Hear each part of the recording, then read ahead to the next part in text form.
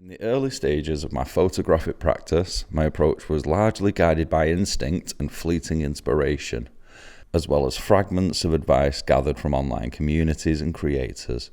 Looking back, I can see that while my visual instincts were developing, they lacked direction. My process was sustained more by enthusiasm than intention, fueled quite literally by energy drinks and optimism. The images produced reflected this imbalance. They were visually competent yet ultimately generic, lacking the clarity and authorship required to resonate beyond their surface. This becomes clearer when considered alongside David Campany's assertions that images gain meaning through the ways in which they are directed and contextualized. When images guide our eyes and emotions with precision, they allow us to understand more deeply. My early work did not achieve this. It did not guide the viewer, it simply existed. Over the past 3 years, my practice has shifted from spontaneous image making toward a more deliberate and concept-driven methodology. I have begun to prioritize the development of ideas beyond their initial conception, allowing projects to evolve through both technical refinement and critical engagement. This marks a transition from producing images for immediate gratification, often destined for social media, to constructing bodies of work capable of operating within exhibition contexts. This shift also reflects a move away from programmed image making, where photographers operate within established conventions, towards a more conscious and intentional authorship. A pivotal moment in this transition occurred while photographing friends within skate culture.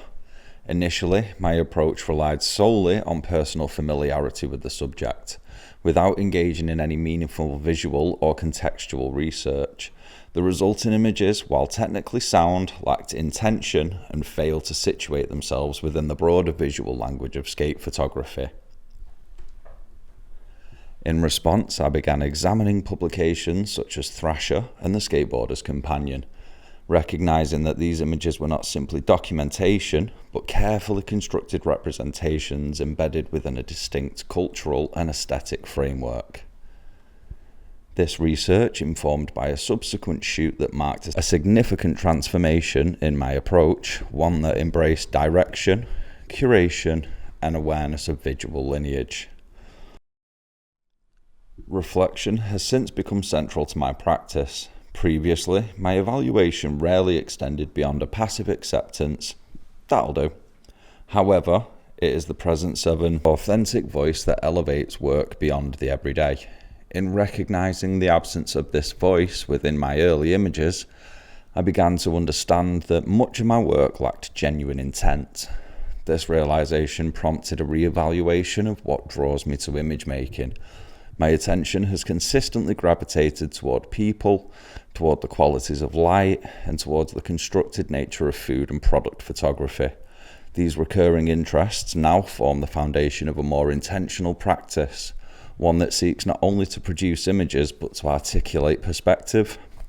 Over time, this has developed into a more clearly defined conceptual approach. Rather than beginning with the image itself, I now begin with an idea, considering how meaning is constructed through subject, light, and context.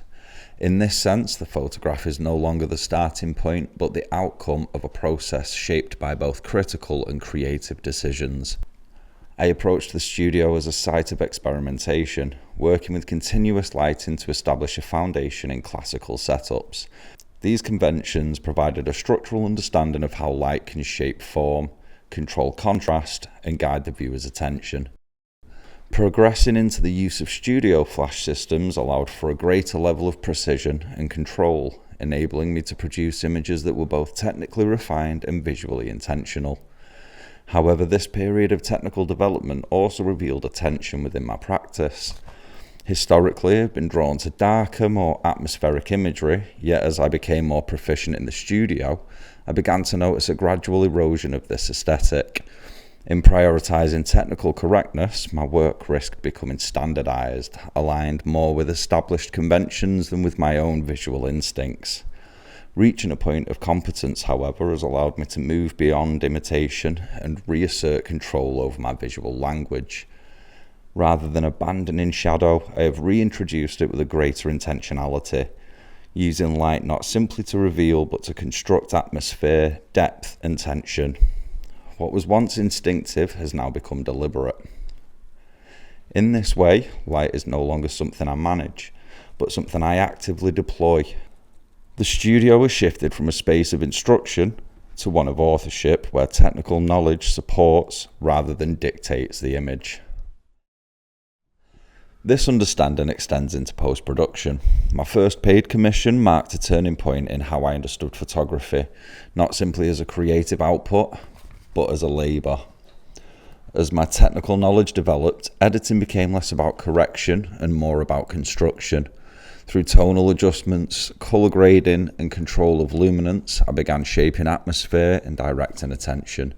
The photograph is not simply taken, it is made and remade.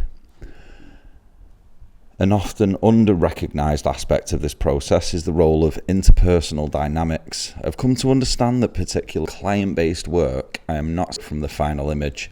I am embedded within it. The atmosphere I create, the trust I establish, and the experience I facilitate all shape the outcome. Ultimately, this has reinforced my understanding that photography operates across multiple layers: technical, conceptual, and relational. However, developing a photography practice also requires engagement. Operating as a sole trader, I am responsible not only for image making, but for managing finances, taxation, and client relationships. Looking ahead, my intention to transition into a limited company reflects a shift towards long-term sustainability and professional structure. Considerations such as public liability insurance, pricing and profit margins further reinforce the reality that photography exists within a complex financial ecology. To conclude, I find myself in a position of transition, one that sits between aspiration and realisation, while the trajectory of my practice suggests movement toward establishing a fully operational photography business. The reality is that I'm not yet there. For now, I am a photographer. The position is shaped in part by material limitations.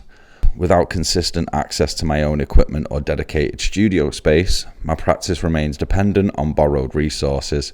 However, reflection within creative practice is not simply about identifying shortcomings, but about recognizing development over time. Through this process, I have developed a clearer understanding of my direction. I intend to establish a studio-based practice specialising in product and portrait photography, where control over light, environment and subject can be fully realised. I recognise it as formative. The development of my practice is therefore not only visual or conceptual, but also entrepreneurial, reflecting the realities of working within the contemporary photographic landscape.